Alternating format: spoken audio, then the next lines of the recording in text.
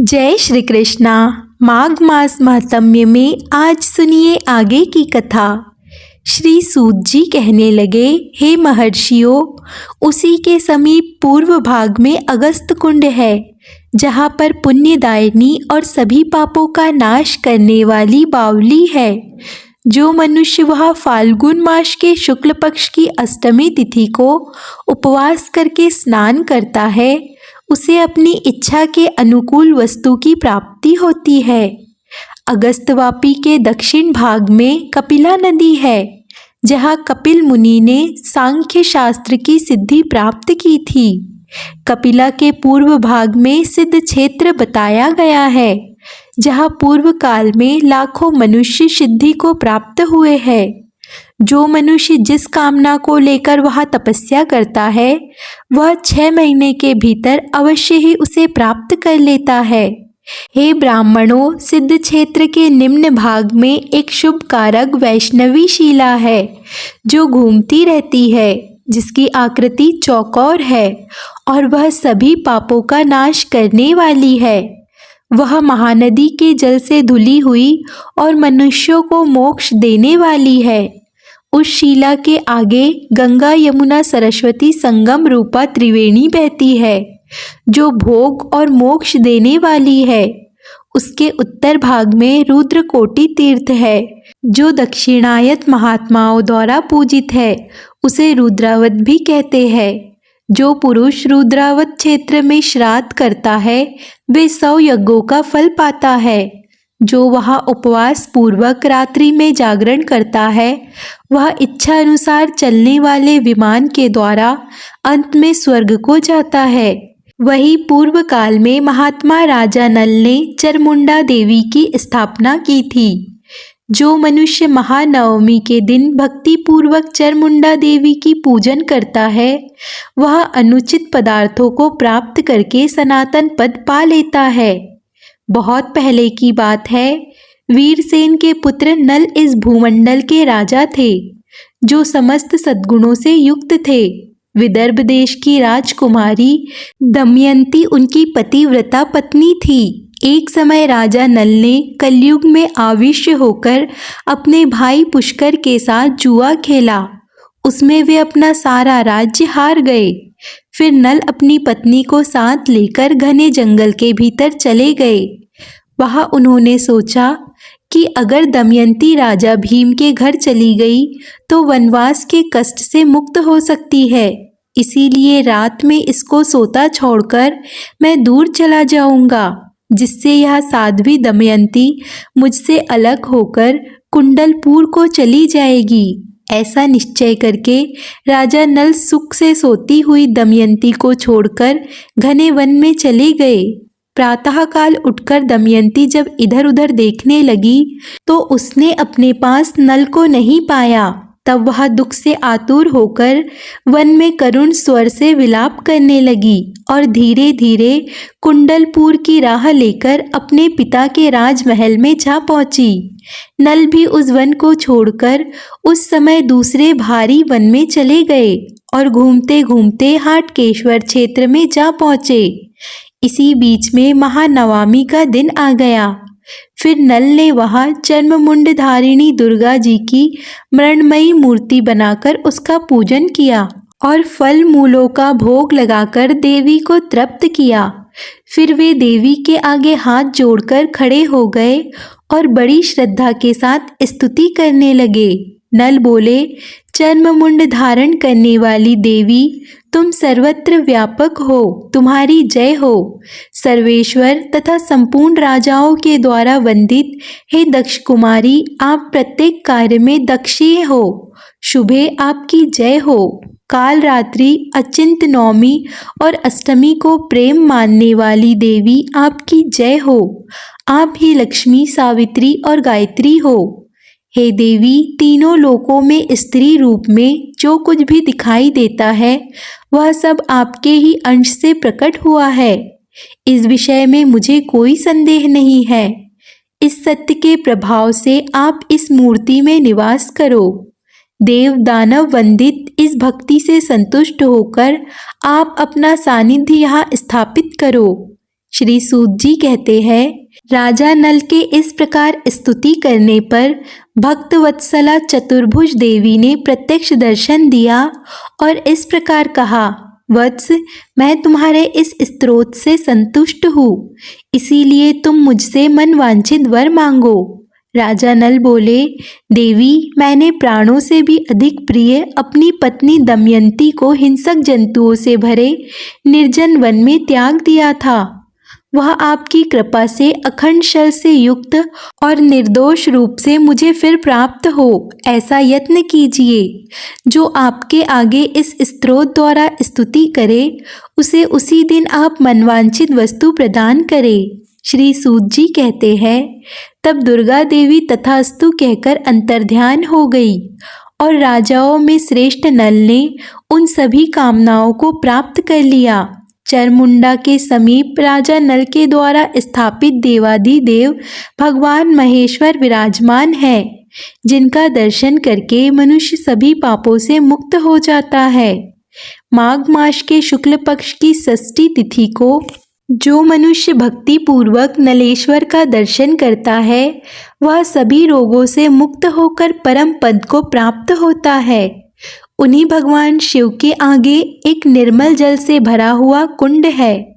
जो रविवार के प्रातः काल उस कुंड में स्नान करता है, वह कुष्ठ रोग से मुक्त होकर फिर से नया शरीर प्राप्त कर लेता है। श्री सूत जी कहते हैं, नलेश से थोड़ी ही दूर पर देवताओं के स्वामी सूर्य सांवत के नाम से प्रसिद्ध है, जिनका दर्शन करके मनुष्य संपूर्ण हृदय स्थित कामनाओं को प्राप्त कर लेता है। जो माघ शुक्ल सप्तमी और रविवार के योग में भक्ति पूर्वक उनका दर्शन करता है, वह नरक को नहीं देखता। प्राचीन काल में गालव नाम वाले ब्राह्मण हुए थे, जो सदा ही वेदों के स्वाध्याय में तत्पर और उत्तम स्वभाव और सदाचार से युक्त थे। उनकी अवस्था ढल गई तो भी उनके कोई पुत्र नहीं हुए। इसका उनके मन में बड़ा भारी दुख था। तब उन्होंने घर का सारा कामकाज छोड़कर इसी क्षेत्र में एकाग्रता पूर्वक निवास करते हुए भक्ति भाव के साथ सूर्यदेव की आराधना की। जितेंद्रिय होकर निराहार रहते हुए उन्होंने पंचराक्तोग विधि से सूर्यदेव को अर्घ्य प्रदान किया और इसी नियम से प्रतिदिन उनकी आराधना करते रहे। 15 वर्ष आने पर भगवान सूर्य गालव को दर्शन देते हुए बोले, विप्रवर, तुम्हारा कल्याण हो, तुम कोई वर मांगो। तब गालव बोले, हे सूर्य श्रेष्ठ, मेरा कोई पुत्र नहीं है, इसीलिए मुझे मेरे वंश की वृद्धि करने वाला पुत्र प्रदान कीजिए। तब भगवान सूर्य ने कहा, विप्रवर, तुम्हें वंश की वृद्धि करने वाला पुत्र प्राप्त होगा और वह तेजस्वी, यशस्वी, शास्त्रोक्त ज्ञान वाला और वेदों का पारंगत पंडित भी होगा। तुमने सांबादित्य के समीप जहाँ मुझे अर्घ्य देकर पूजन किया है, वहाँ दूसरा कोई भी जो पुरुष रविवार और सप्तमी के योग से श्रद्धापूर्वक मेरे इस विग्रह की पूजा करेगा, उसे वंशवर्धक पुत्र की प्राप्ति होगी। ऐसा कहकर भगवान सूर्य मौन होकर अंतर्ध्यान हो गए और गालव भी प्रसन्नचित्त होकर अपने घर को चले गए। थोड़े ही दिनों में उनके यहाँ भगवान सूर्य के कथनानुसार एक सर्व शुभ लक्षण संपन्न पुत्र उत्पन्न हुआ। भगवान सूर्य ने वटवृक्ष का आश्रय लेकर दर्शन और वरदान दिया था, इसीलिए गालव ने अपने पुत्र का नाम वटेश्वर रखा। वटेश्वर के पुत्रों और पौत्र को देख लेने पर महर्षि गालव भारी तपस्या करके सूर्यदेव को प्राप्त हुए। वटेश्वर ने भी अपने पिता के द्वारा स्थापित भगवान सूर्य नारायण के लिए एक परम मनोहर मंदिर बनवाया।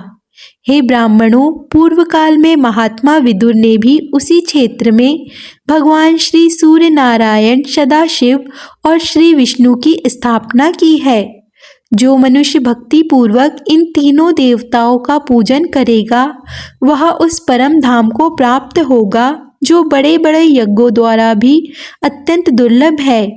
वहीं पर अर्जुन के द्वारा स्थापित किए हुए सर्व मनोरथदायक भगवान विनायक भी विराजमान है, जो समस्त विघ्नों का नाश करते हैं। जो मनुष्य चतुर्थी को नक्त व्रत अर्थात केवल रात में भोजन करने का संकल्प लेकर भक्ति भाव से गणेश जी की पूजा करता है, वह समस्त विघ्नों से मुक्त होकर मनोवांछित फल को पा लेता है। वहीं पर उत्तम प्रभाव से युक्त भगवान नर और नारायण भी है, जो उन दोनों का भक्ति पूर्वक द्वादशी तिथि को दर्शन और पूजन करता है, वह जरा मरण से रहित होकर परम पद को प्राप्त होता है। एक समय कुंती नंदन अर्जुन तीर्थ यात्रा प्रारंभ करके हाटकेश्वर क्षेत्र में आए। वहां तीर्थ समुदाय से भरे हुए उस पावन क्षेत्र का दर्शन करके उन्होंने मनोहर मंदिर में भगवान सूर्य को स्थापित किया और उन्हीं के आगे नर और नारायण की भी स्थापना की। फिर उत्तम श्रद्धा से युक्त होकर वहां गोवर्धन को स्थापित किया और वही देवाधि नरसिंह देव की भी स्थापना की। इस प्रकार 5 देवताओं की स्थापना करके उन्होंने चमत्कारपुर के सभी ब्राह्मणों को बुलाया और उन्हें बहुत सारा धन दिया। फिर भक्ति पूर्वक प्रणाम करके कहा कि मैंने सभी रोगों का नाश करने वाले भगवान सूर्य को यहाँ स्थापित किया है और इनकी सेवा आप लोगों को सौंप देता हूँ। इसीलिए आपको सदैव इनका चिंतन और पूजन करना चाहिए। ब्राह्मण कहने लगे, हे पांडुनंदन, आप यह सब छोड़ अपने घर को पधारिए। हम सब लोग आपके श्रेय को बढ़ाने वाला पूजन कर्म सदा करते रहेंगे।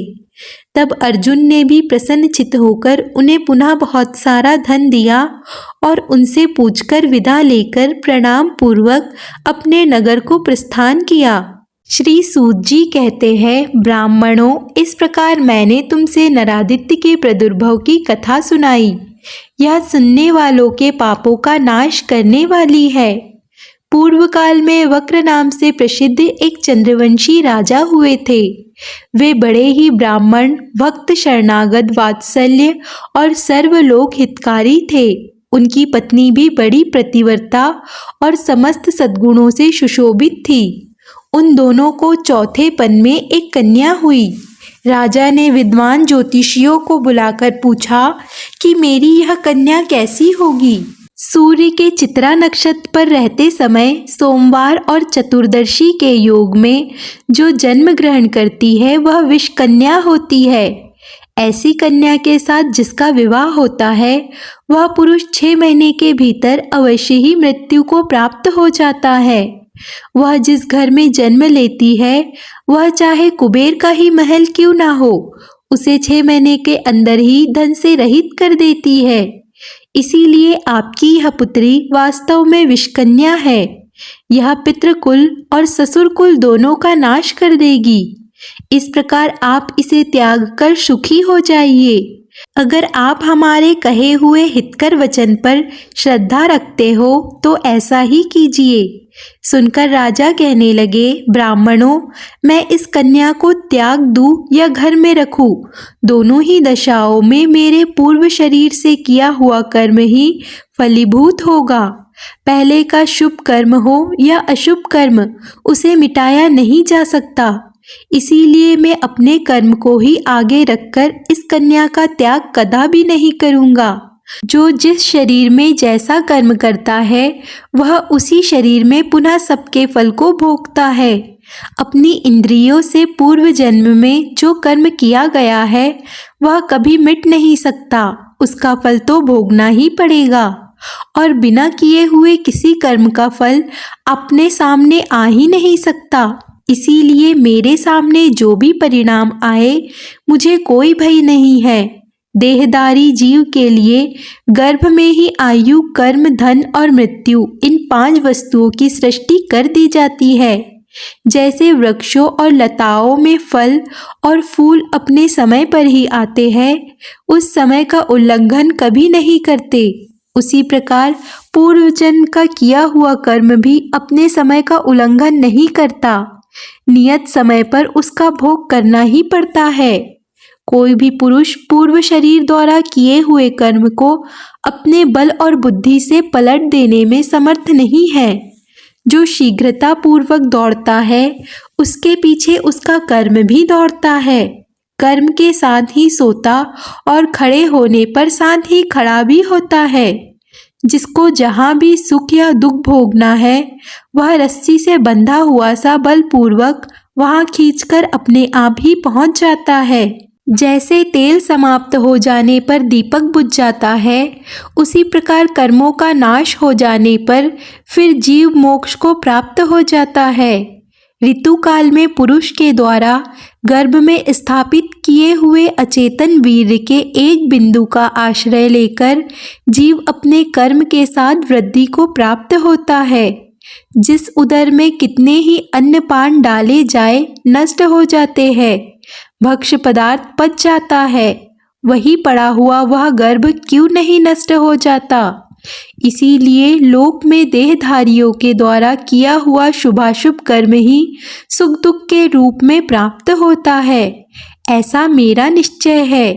वन में त्यागा हुआ अनाथ बालक भी जीवित रहता है और कई बार घर में बड़े प्रयास से पाला पोसा जाने वाला शिशु भी मृत्यु को प्राप्त हो जाता है। ऐसा निश्चय करके राजा ने ज्योतिषियों के सलाह देने पर भी उस विष कन्या का त्याग नहीं किया। पिता ने उसका नाम शमिष्ठा रख दिया। इसी समय क्रोध में भरे हुए राजा के शत्रुओं ने उनके राज्य को भी सभी ओर से सताना प्रारंभ कर दिया। तब राजा भी चतुरंगिनी सेना के साथ बाहर निकले और उन्होंने शत्रुओं के साथ घोर युद्ध किया। 10वें दिन राजा वक्र को शत्रुओं ने सभी ओर से घेर कर मार डाला। इनके मारे जाने पर शेष सैनिक भय से पीड़ित होकर अपने नगर को भाग गए। इसी समय समस्त पूर्ववासियों ने शोक परायण होकर उस दुष्ट विषकन्या को लक्ष्य करके कठोर वचनों से कहा कि इसी पापिनी के दोष से राजा की मृत्यु हो गई है, इसीलिए इसे शीघ्र बांध लिया जाए और जब तक इस नगर का क्षय न हो जाए तब तक ही इसे यहाँ से बाहर निकाल दिया जाए। पूर्ववासियों की यह तरह तरह की बातें सुनकर विषकन्या को अब बड़ा वैराग्य हुआ। उसने अपनी निंदा की और भय तथा शोक से डूबी हुई वह रात में ही निकलकर घने वन में चली गई। वहां प्राणों का त्याग करने का निश्चय करके वह आगे बढ़ती जा रही थी कि हाटकेश्वर क्षेत्र में जा पहुंची। उस महान क्षेत्र में विषकन्या ने देखा कि बहुत सारे तपस्वी जनों से वह वन घिरा हुआ है। इतने में ही उसे अपने पूर्व जन्म की बात का ध्यान आया।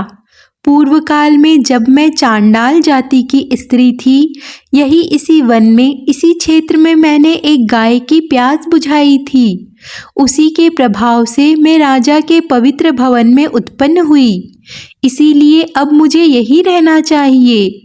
पूर्व जन्म में गौ के लिए किए हुए जलदान के महात्म्य का विचार करके उसने निर्मल जल से भरे हुए एक सरोवर का निर्माण किया, जो कि समुद्र के समान विस्तृत और मनोहर कमलवन से सुशोभित था। वहाँ बहुत से हंस, बक और चक्रवात आदि पक्षी सब ओर से रहने लगे।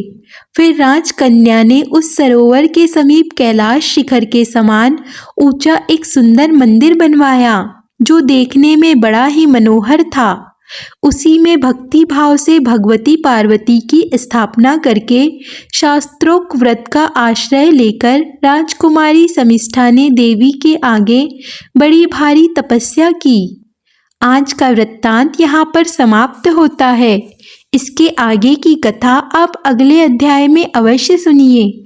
अगर आपको आज की कथा पसंद आए तो वीडियो को लाइक, कमेंट, शेयर ज़रूर कीजिए और चैनल को सब्सक्राइब कर लीजिए।